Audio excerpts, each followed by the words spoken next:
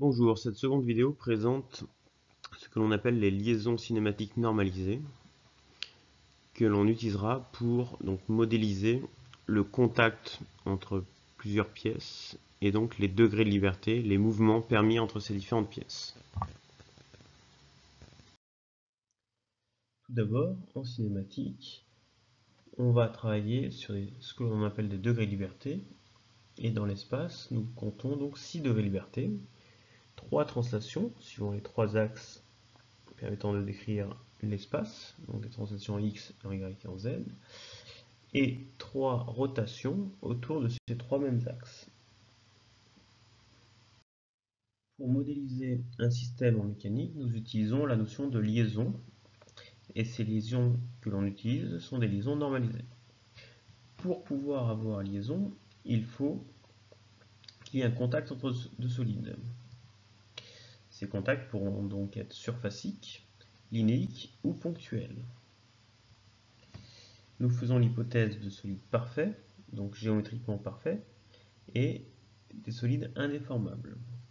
Les liaisons, elles aussi, sont parfaites, c'est-à-dire qu'il n'y a pas de jeu entre les surfaces de contact, et on ne prend pas en compte un éventuel frottement entre ces surfaces.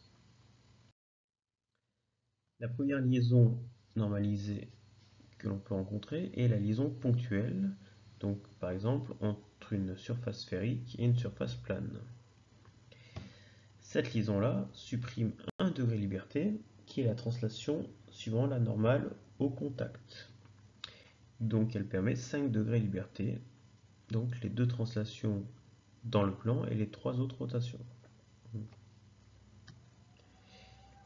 La représentation normalisée d'une liaison ponctuelle est la suivante, donc soit dans le plan XZ, soit dans l'espace avec une représentation en perspective isométrique.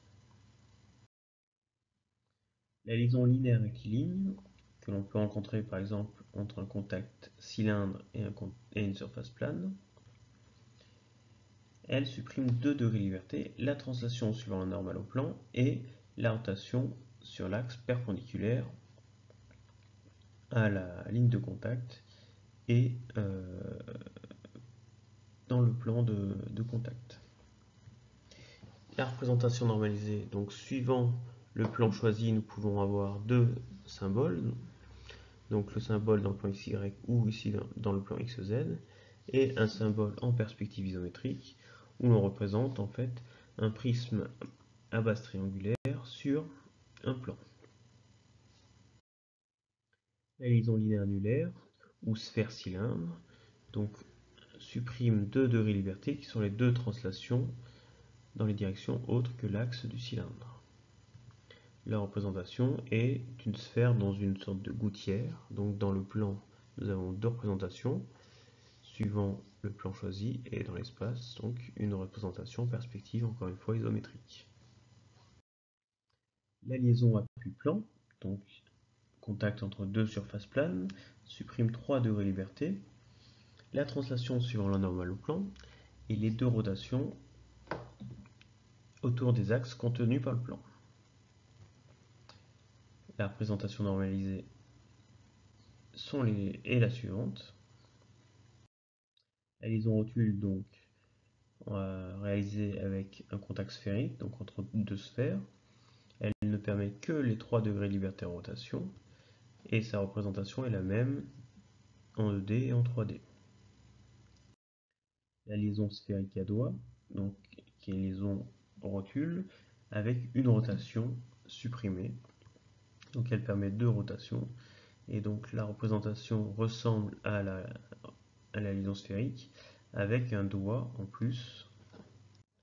Donc ici, on a le doigt qui bloque la rotation autour de l'axe X, et on peut le revoir à cet endroit-là sur la vue en 3D.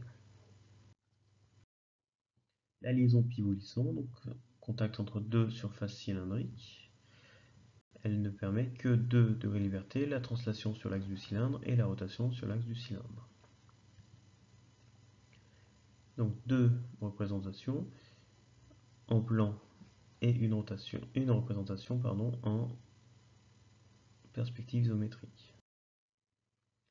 La liaison pivot, elle, donc permet uniquement la rotation suivant l'axe du cylindre. Donc sur la représentation normalisée, nous avons en fait deux arrêts en translation représentés par les deux petites barres orthogonales à l'axe du cylindre. Et la liaison glissière que l'on peut obtenir avec des volumes prismatiques donc ne permet que la translation sur X. Sa représentation en 2D et en 3D sont les suivantes. La liaison hélicoïdale, donc par exemple entre une vis et un écrou, permet deux degrés de liberté mais qui sont liés l'un à l'autre.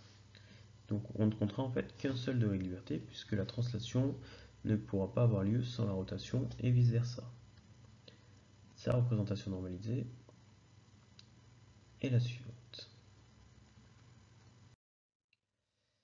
Donc on peut résumer ces différentes liaisons dans un tableau. La liaison encastrement qui supprime tous les degrés de liberté. La glissière, on nomme l'axe du cylindre. Il est très important de nommer les caractéristiques d'une liaison. Donc ici on a choisi de représenter une glissière d'axe X. Pour la pivot, il faut bien préciser le centre et l'axe, de même que pour la pivot glissant. Pour l'hélicoïdale, pour la rotule, puisque les trois rotations sont permises, nommer seulement le centre suffit. Pour la linéaire annulaire, il faut nommer le centre et l'axe. Pour l'appui plan, la normale au contact suffit. La linéaire rectiligne, il faut bien nommer la normale au contact et la droite de contact. Et la ponctuelle, il faut nommer le point de contact et la normale au contact. Voilà pour cette liste de liaisons normalisées qu'il faut connaître précisément en connaissant les degrés de liberté permis, les axes centre ou normal caractérisant ces liaisons, et donc à partir de quel type de contact nous pouvons réaliser ces liaisons cinématiques.